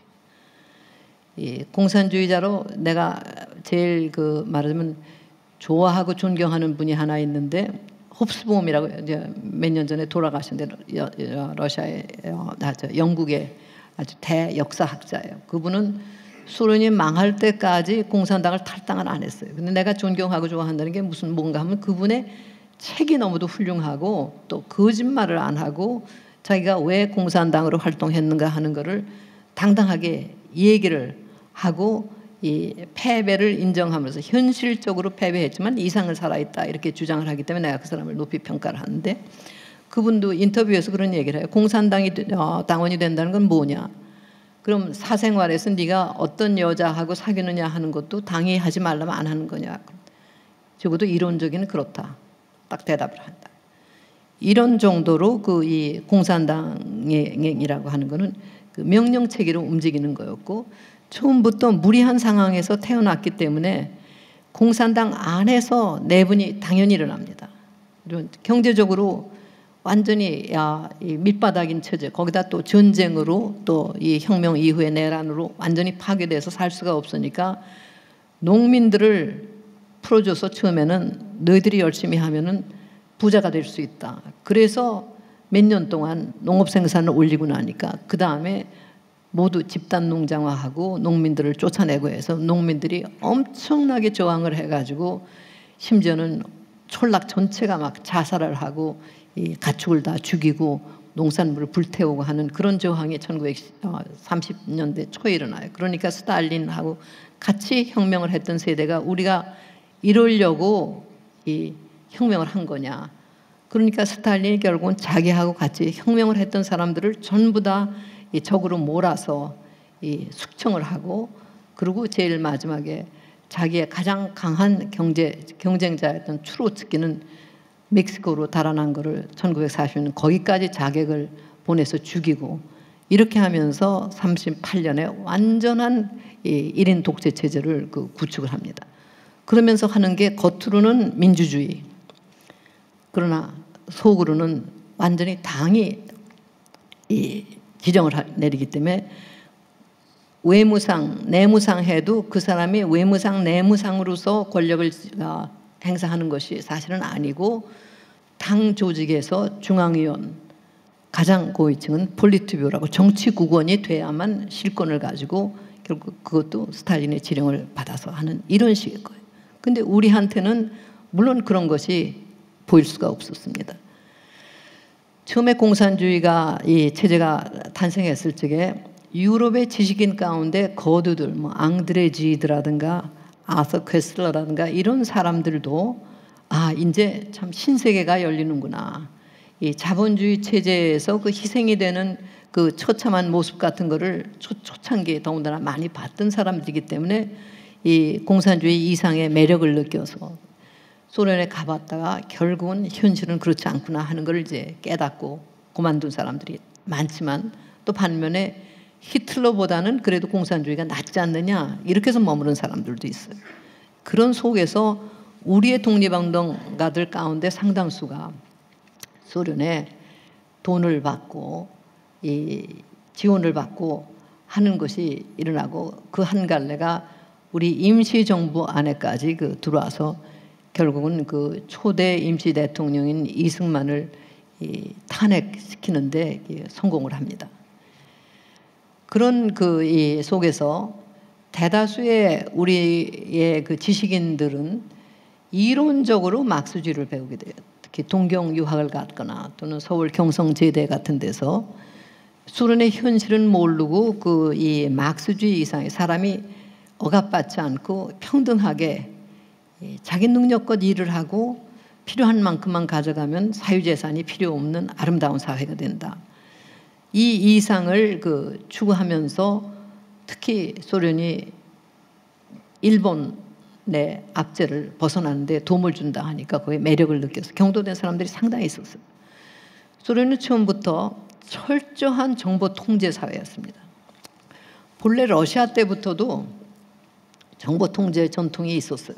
검열이 심했고 인쇄매체라고 하는 거는 개인이 절대로 가질 수 없는 거였는데 소련이 똑같이 그렇게 돼서 타이프라이터 같은 걸 하나 가지는 것도 타이프라이터가 보편화된 다음에도 그건 범죄였고 소련에서 들고 나는 그 정보라고 하는 건 딱 2개의 창구를 통해서 들고 나는데 하나는 타스라고 지금 이따타스라고도 하는 거 아직도 있는 그 통신사 그게 모든 이제 뉴스를 컨트롤하고 그다음에 노보스티라고 뉴스란 말인데 그 모든 책 다른 출판물을 컨트롤하는 창구가 따로 있었어요. 그러니까 공산당이 허용하는 선전물만 밖으로 나가지 실상을 알려주는 그런 정보 같은 것이 나올 수가 없었고 또 아까 얘기한 대로 바로 미국하고 이 영국하고 손을 잡고 히틀러를 패망시키기 위해서 전쟁을 하는 동안엔 더군다나 그 공산주의의 이 억압적인 측면에 대해서는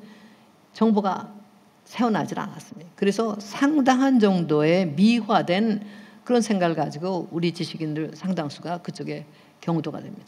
농민과 노동자들을 위해서 헌신을 하고 이 평등사회, 해방된 사회를 만든다.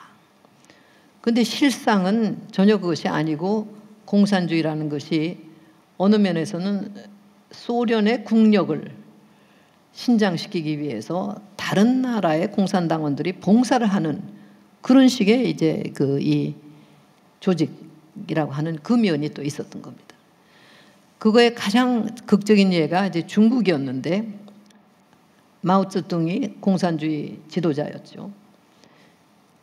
장개석도 소련의 보호를 받았었어요. 사실 러시아에서 훈련도 받았고 스탈린이 장개석, 모택동 둘을 가지고 놀면서 러시아하고 일본하고의 대결에서 이 사람들을 어떻게 이용하느냐 그때그때에 따라서 노선 바꾸면은 이 둘이 공산당하고 이 국민당하고 싸우라 했다가 모택동이 장개석을 거의 섬멸시키게 됐을 때 노선을 바꿔라 해가지고 거꾸로 공산당의 참화를 입은 이적도 있고 공산당의 명령체계라는 게 이런 정도였어요. 왜냐하면 전 세계의 공산당 대의를 위해서 개별적인 희생은 감수해야 된다 하는 것이었기 때문에 그래서 스탈린이 사망한 다음에 모택동이 쌓았던 이 원한 같은 거를 이제 본질적으로 표출하기 시작하면서 56년서부터 소련하고 중공하고의 이제 분쟁이 심화되죠.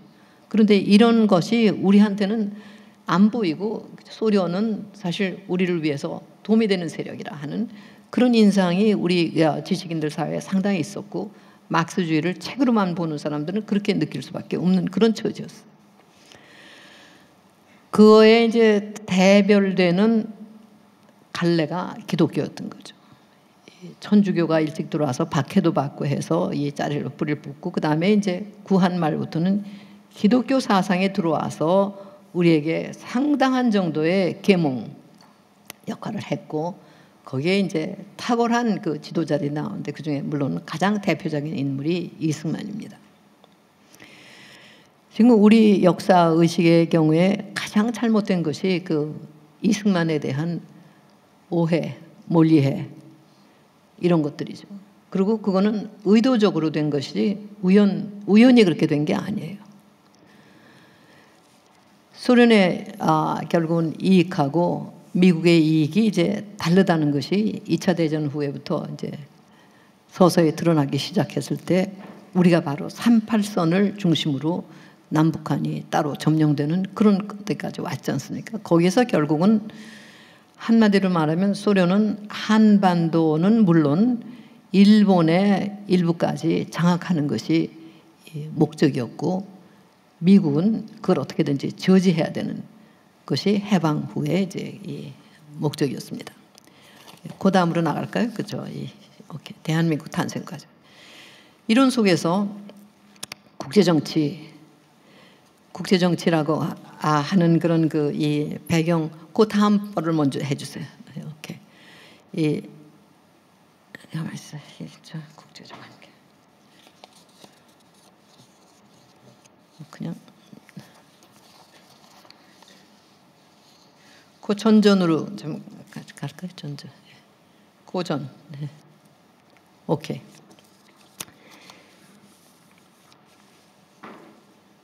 이 차 대전이 끝났을 때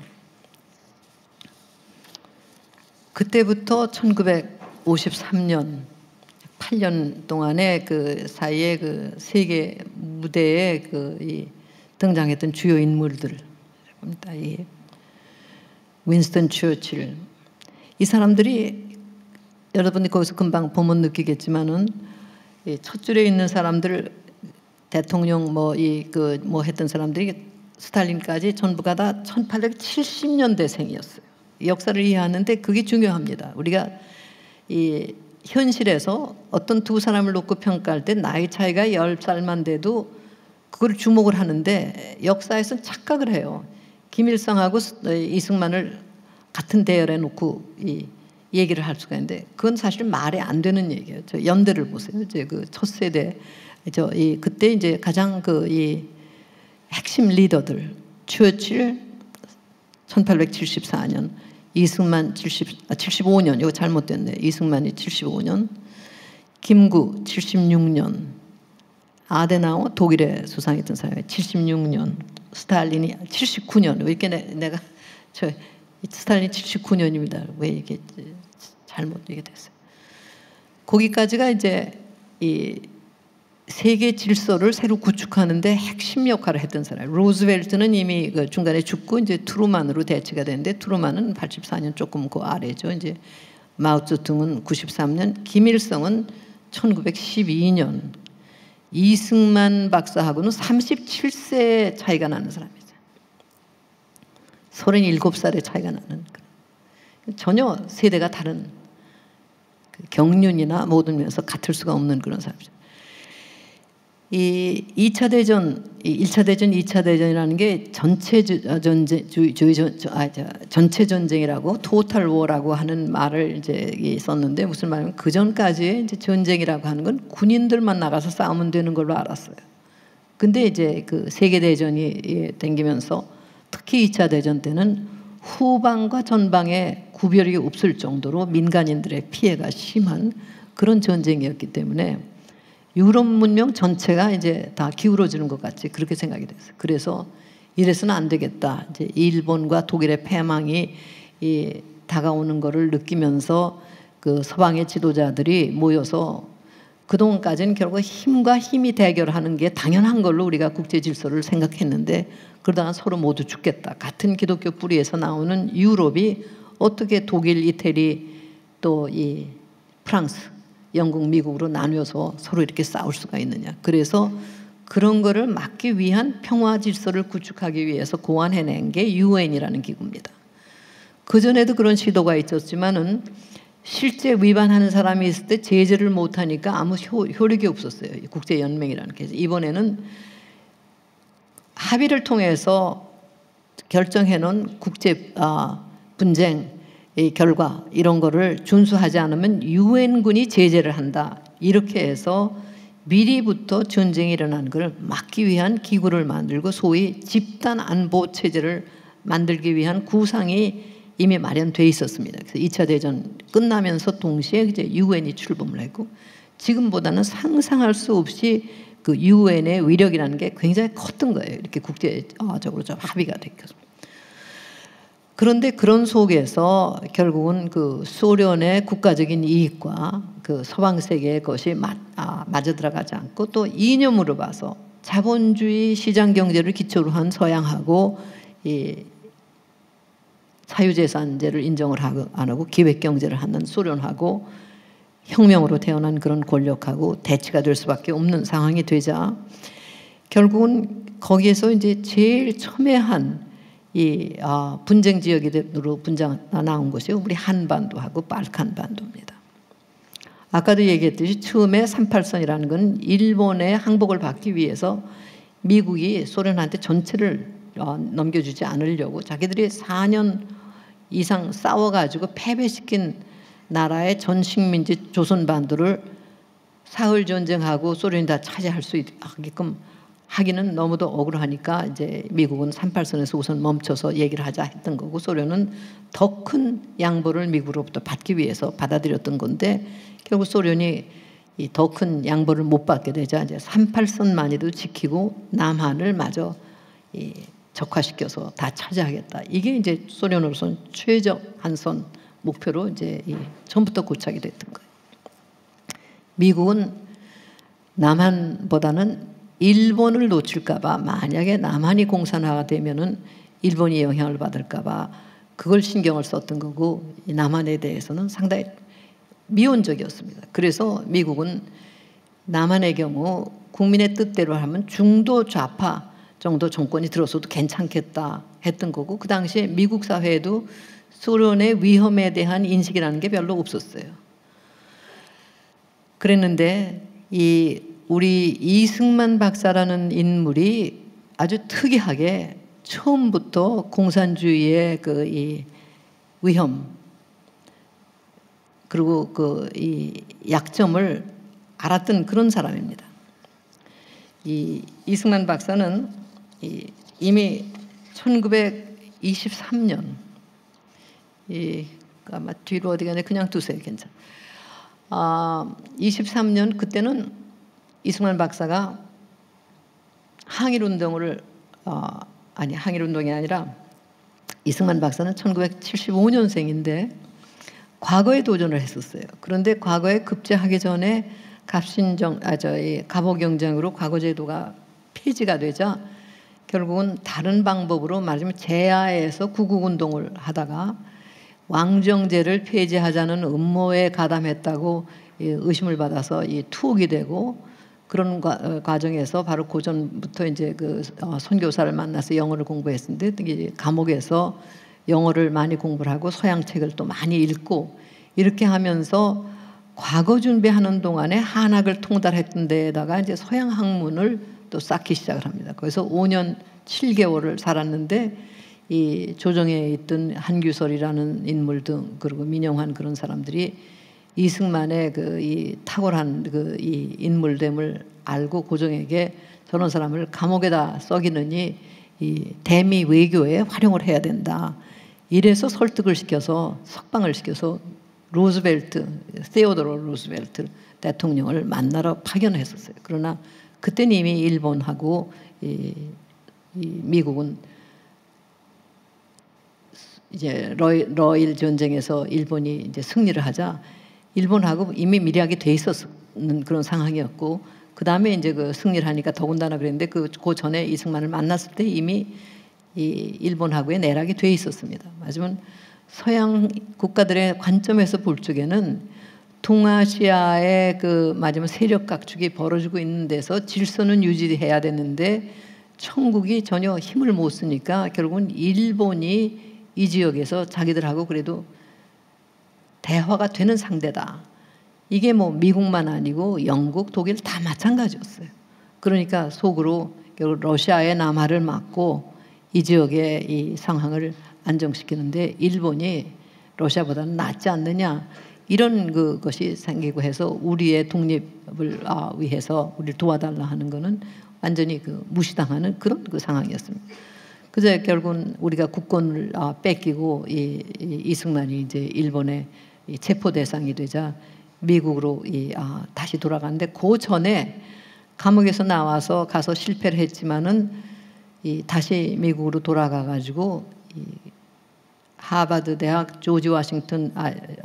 조지타운 대학 그리고 이 프린스턴 대학에서 조지타운에서 먼저 학사를 받고 그다음에 석사, 하버드 석사, 그리고 이제 프린스턴에서 박사학위를 받아 1910년에. 그 당시에 프린스턴의 박사학위라고 하는 것은 세계적으로도 몇 안 되는 그런 것이고 아마 아시아 사람으로서 거의 최초가 아니었는가 봅니다.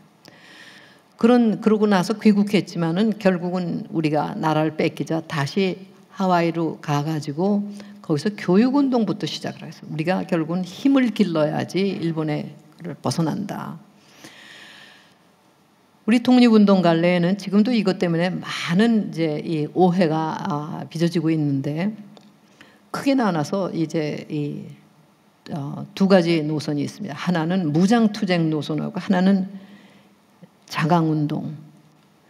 그리고 이제 또 하나가 세 번째가 외교 노선인데, 결국은 외교 노선하고 자강운동이라는 거는 어떻게 보면 같이 맞물리는 거예요. 그러니까 무장투쟁은 우리가 무력투쟁을 통해 가지고 우리의 독립의식을 표명하고 일본을 어떻게 패망시키자. 근데 우리는 일본에게 국권을 뺏겼을 때 우리가 국세가 너무 약해서 그랬던 거니까 지금 당장 우리 힘으로 일본을 물리칠 방법은 없고, 오히려 외국의 다른 나라들의 힘을 빌려서, 중국뿐 아니라 이 서양 열강들의 힘을 빌려서 우리가 일본의 압박으로부터 이렇게 벗어나야지 되는데, 그러기 위해서는 우리의 무장투쟁이라고 하는 게 그들의 눈에는 테러리즘으로 비춰져 가지고 우리 민족에 대한 이미지가 실추가 될 수 있다. 이런 식의 이 노선의 대립이 있었어요.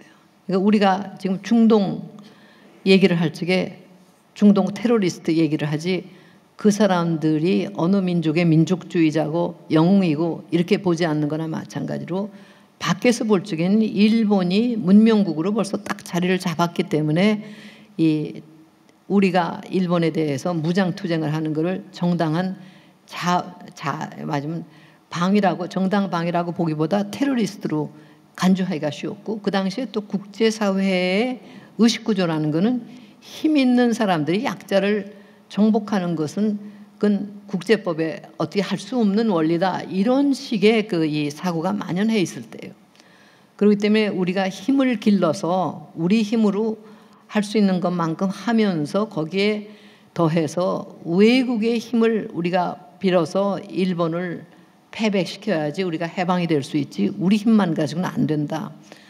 그래서 노선 대립이 상당히 있는데, 거기에 이제 더 복잡한 요소가 아까 얘기했듯이 소련은 소련대로 자기들하고 손을 잡으면은 돈도 주고 뭐 지원을 해주겠다 하는 것이 있었고, 또 중국은 돈을 별로 주지는 않았지만 또 중국의 활동 무대가 되게끔 덮어주는 것이 있었고, 여러 가지 복잡합니다. 미국에서는 미국대로 하와이 본토 뭐 여기저기 갈려서.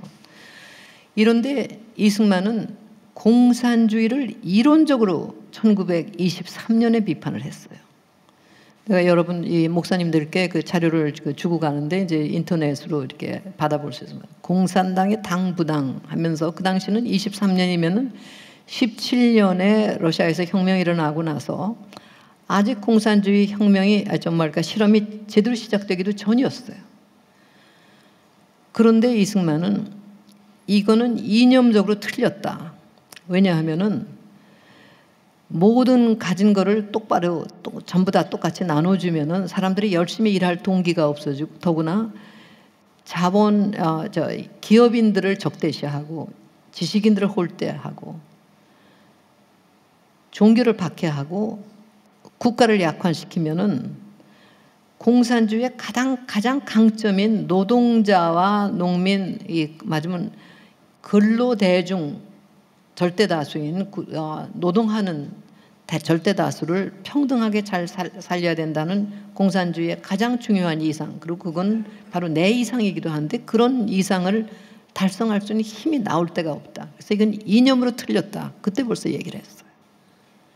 그거는 사실 많은 서양의 다른 지식인들보다 앞선 그런 깨우침이었습니다.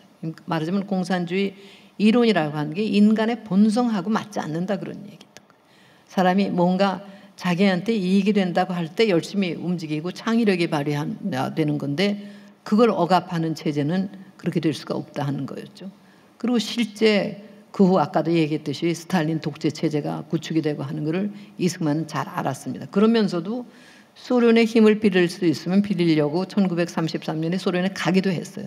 가자마자 추방이 됐습니다. 왜냐하면 일본하고 무슨 딜을 하고 있었는데, 이승만이 오면은 일본 사람들이 싫어할까 봐 미안하지만 나가달라고 해서 곧 나온 그런 사건도 있고, 굉장히 현실주의적이면서도 이 세상의 뭐 모든 그 국제 정치적인 그 이치랄까 그런 걸 꿰뚫고 있으면서 바로 그 테러리즘을 배격하는 그런 입장이었어요.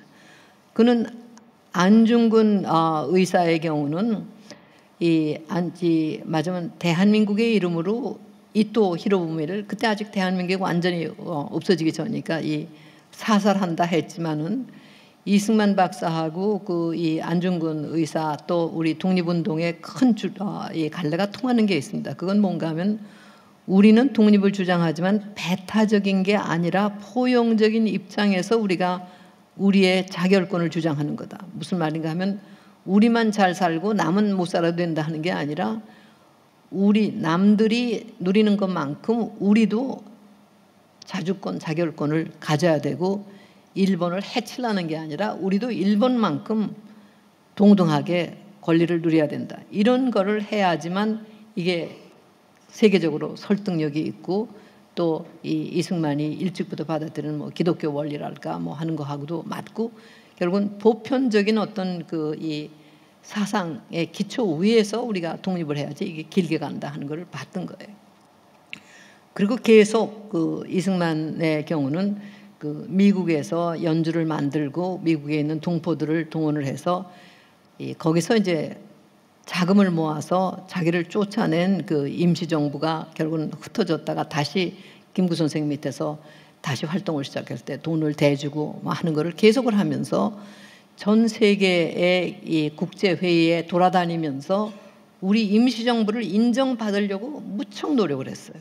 왜냐하면 임시정부를 인정을 받으면은 그게 골간이 돼서 우리가 국제사회에서 우리 목소리를 낼 수가 있게 되니까. 근데 그것도 사실은 국제사회가 해주지를 않았습니다. 그런 사상, 그런 속에서 바로 기독교나 천도교라든가 이런 걸 중심으로 해서 독립운동을 하는 사람들하고 공산당을 중심으로 해서 독립운동을 하는 사람들하고 자연히 다를 수밖에 없었고 상당수의 지식인들은 직접 운동에 매진하기보다는 이론적으로 마치 중도 좌파적인 그런 그 입장을 취하면서 영운용 선생이라든가 이런 사람들을 이제 이상으로 바라보던 그런 상황에서 우리가 해방이 됐던 겁니다. 뭐 한 10분 쉬었다가 할까요?